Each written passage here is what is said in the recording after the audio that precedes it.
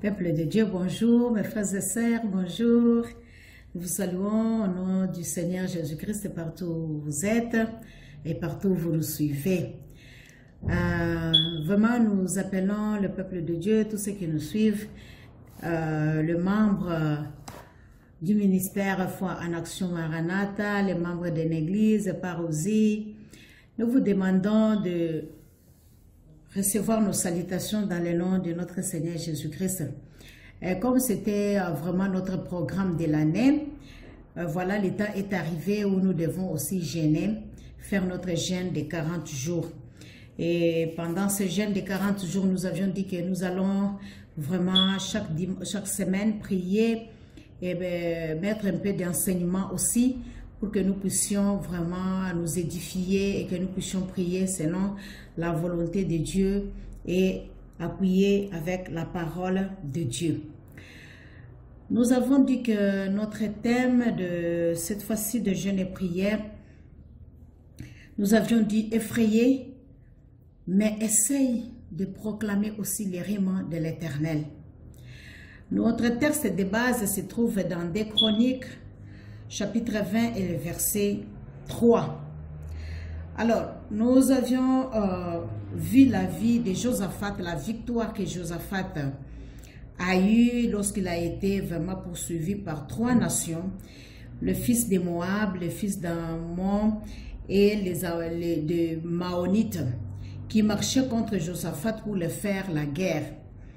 Alors, vraiment, quand on est venu informer à Josaphat en disant qu'il y a une multitude nombreuse, s'avance contre toi depuis l'autre côté de la mer, depuis la Syrie, et ils sont à Hatsasson, Tamar. En tout cas, Josaphat, le verset 3 nous dit qu'il a été vraiment dans la peur, il avait la peur, il a été effrayé. Mais malgré cela, qu'est-ce qu'il a fait? Parce que c'est quelqu'un qui connaissait Dieu, qui avait foi et qui marchait selon la parole de Dieu et le principe de Dieu. La Bible nous dit que Josaphat se disposa à chercher l'Éternel et il publia un jeûne pour toute sa nation, pour tout le pays, pour tout le peuple de Juda. Donc, ils ont préparé auprès du Seigneur pour affronter les ennemis, pour que le Seigneur leur montre la direction, le Seigneur leur montre la voie, qu'il parle à Dieu, parce qu'ils savaient que le combat ne lui appartient pas, le combat est à l'Éternel. La même chose avec nous, c'est pourquoi nous disons que nous sommes effrayés par des situations que nous traversons, par des problèmes qui ne trouvent pas de solution. Vraiment, nous nous sentons vraiment bloqués, nous nous sentons vraiment être vraiment tournés en rond, vraiment, et nous pensons que l'ennemi nous assèle, nous sentons que nous ne pouvons pas, nous n'avons pas de force vraiment pour surmonter, pour accepter ces frustrations, ce que l'ennemi nous inflige, ce qu'il nous impose. Mais nous avions pensé que nous devions prendre une décision qui est non pas de les affronter, parce que la Bible nous dit que notre combat n'est pas charnel, c'est un combat spirituel. Alors nous voulons prier pour nous-mêmes, nous voulons prier pour nos vies, nous voulons prier vraiment pour l'œuvre de Dieu.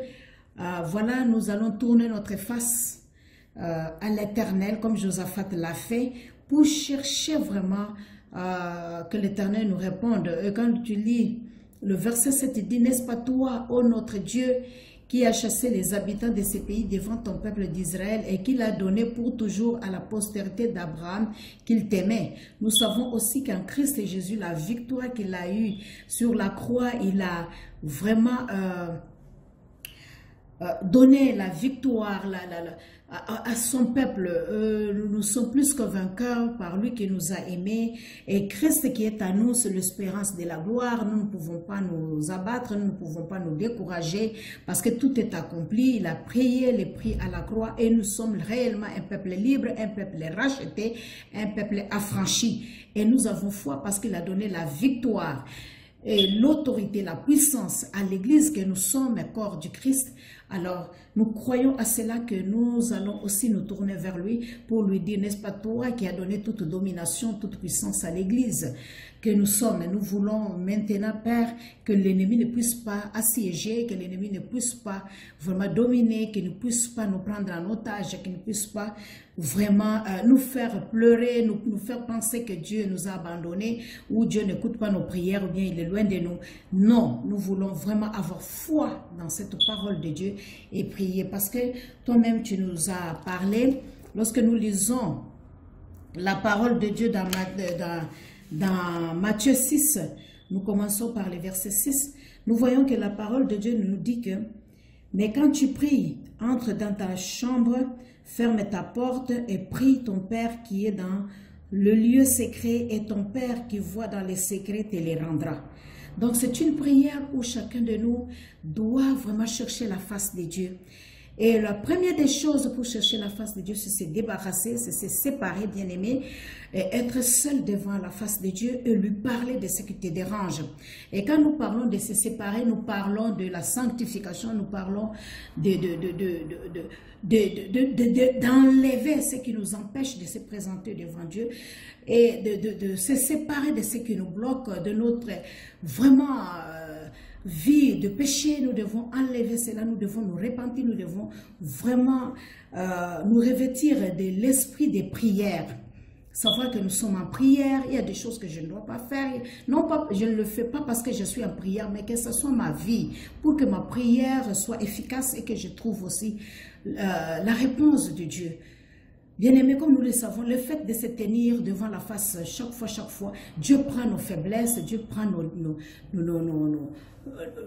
faiblesses, ce qui ne marche pas, Dieu le prend. Et nous nous sentons libérés réellement et nous nous sentons maintenant capables de marcher. Et la chair est dominée, la chair est assujettie. Nous pouvons maintenant marcher avec le Seigneur. Et quand nous marchons avec le Seigneur, la Bible dit, s'il est pour nous, qui sera contre nous? Et tout ce que chose nous allons chercher devant le Seigneur parce que nous gardons ses commandements et parce que nous marchons selon sa volonté, nous allons avoir cela. C'est pour cela, nous devons prier dans les secrets. Et les secrets, c'est-à-dire, c'est quelque chose que toi, tu dis, la prière et le jeûne de prière que tu fais, c'est toi avec ton Dieu. C'est à lui que tu dois adresser toute prière dans le nom de notre Seigneur Jésus-Christ. La prière est adressée à Dieu le Père au nom du Seigneur Jésus-Christ.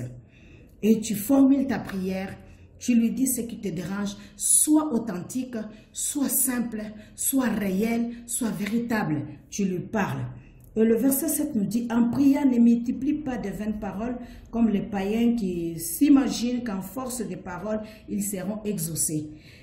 Dis ce que tu as besoin. Ne tourne pas en rond expliquant la situation ou bien comment ça a commencé. Mais regarde seulement ce que tu as. Si c'est la maladie, dis seulement Seigneur, guéris-moi. Si c'est le travail, Seigneur, j'ai besoin du travail. Si c'est le mariage, Seigneur, j'ai besoin du mariage. Si c'est avoir une vie engagée dans les choses de Dieu, dis Seigneur, je suis faible. Je ne parviens pas à méditer la parole. Seigneur, maintenant, je ne parviens pas à prier comme je priais. Je cherche une communion parfaite avec toi. Aide-moi, mon Dieu, mon roi. Et cherche le Saint-Esprit. Si c'est le Saint-Esprit, Saint-Esprit, remplis-moi, donne-moi la force, aide-moi, assiste-moi. Il va venir et il va t'aider. Voilà le sujet, le requête, comment tu dois les présenter, simple et clair. Ne les ressemblez pas, car votre Père sait de quoi vous avez besoin avant que vous le lui demandiez. Notre Dieu, il est omniscient, il est omnipotent. Aie foi qu'il connaît, il comprend et il va t'exaucer ta prière. Et aie foi que quand tu es en train de prier, la Bible dit, celui qui s'approche de l'Éternel, qu'il croit, il est le rémunérateur de ceux qui le cherchent. Donc, aie d'abord foi, crois en toi-même que ce que je suis en train de dire à mon Dieu, je trouverai une solution. L'Éternel répondra à ma prière. Et il dit, voici comment vous devez prier notre Père qui est aux cieux, que ton nom soit sanctifié. Tu dois sanctifier le nom de Dieu. Dieu est 3 fois saint. Il est vraiment saint. Tu dois te sanctifier pour s'approcher de lui. Et tu dois le craindre. Tu dois savoir vraiment qu'il est au-dessus de toutes choses. C'est lui le créateur. Et tu vas demander son règne de venir, sa volonté qu'il soit faite sur la terre. Tu vas demander cette volonté de Dieu. Ne prie pas selon ta volonté ou bien ne demande pas à Dieu de faire ce que toi tu veux, mais dis-lui s'il te plaît, si cela est ta volonté, accorde-moi cette chose. Demande avec foi, demande avec conviction.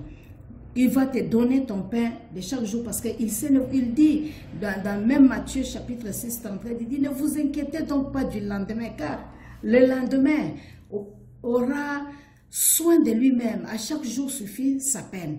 Donc demande le pain, ne t'inquiète pas comme il dit encore dans le verset 27. Pourquoi je vous dis ne vous inquiétez pas votre vie de ce que vous allez manger ni pour votre corps de quoi vous serez vêtu. La vie n'est-elle plus que pas la nourriture et le corps plus que le vêtement.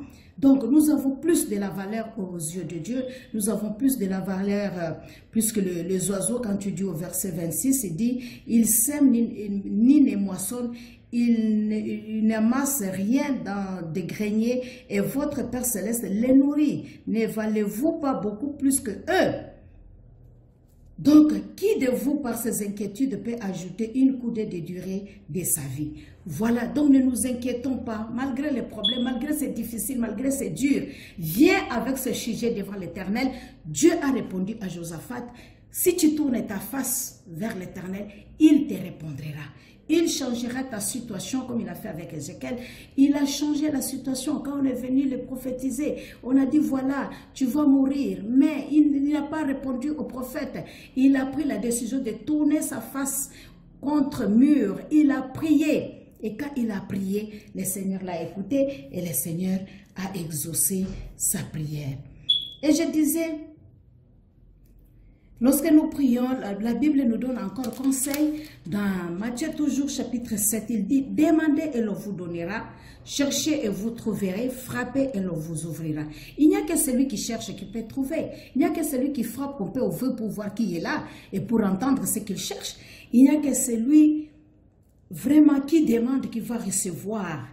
Donc, la Bible nous dit, quiconque demande reçoit, celui qui cherche trouve. Dans Matthieu 7, verset 7 à 8, nous allons jusqu'à 12, nous allons voir.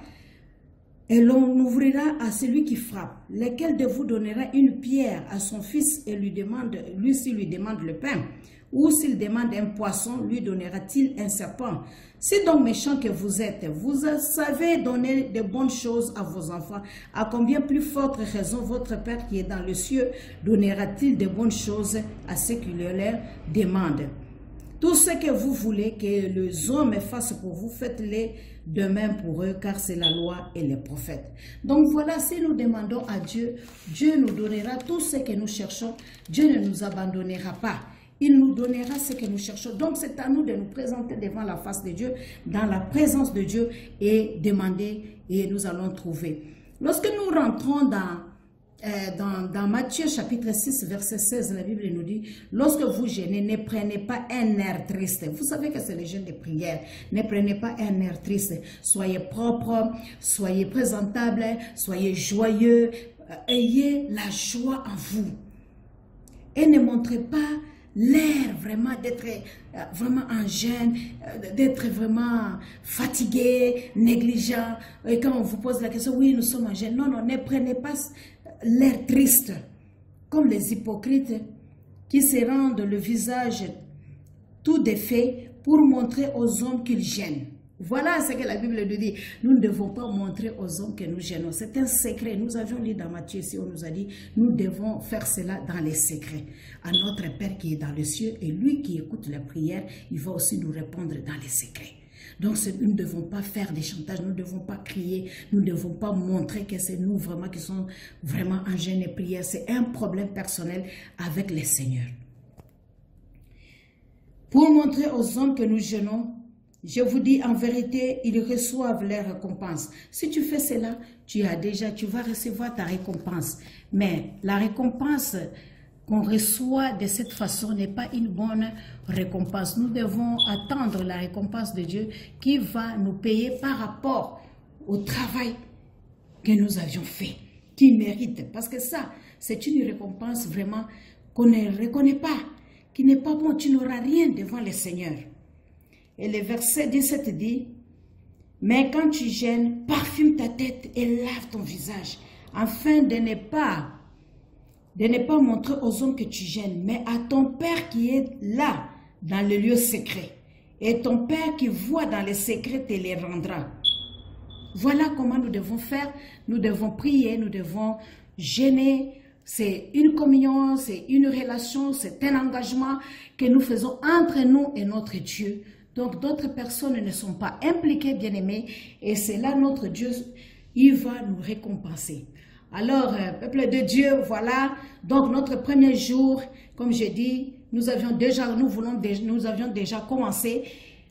Nous allons d'abord passer par la repentance, la sanctification, les problèmes. Et nous devons savoir aussi, comme nous avions dit dans la prière de notre Père, dans le verset 12, toujours du chapitre 6, nous avions dit, pardonne-nous nos offenses, comme nous aussi nous pardonnons à ceux qui nous ont offensés. Si nous voulons que Dieu nous pardonne, nous devons aussi pardonner les autres. Bien aimés, nous ne sommes pas parfaits, nous avons des défauts, nous avons des erreurs. Si tu sais que tu as commis quelque chose de mauvais, tu as un problème avec Y, va le voir et arrange cette situation-là. Les amertumes, les rancunes, les problèmes qui sont toujours là, qui ne se terminent jamais, on en parle, on en revient. Bien-aimé, c'est mieux de pardonner, c'est mieux de prendre cette attitude, vraiment de demander que Dieu te pardonne. Mais si tu veux que Dieu te pardonne, pardonne aussi ceux-là qui t'offensent. Parce que toi aussi, tu n'es pas juste, toi aussi, tu n'es pas vraiment saint.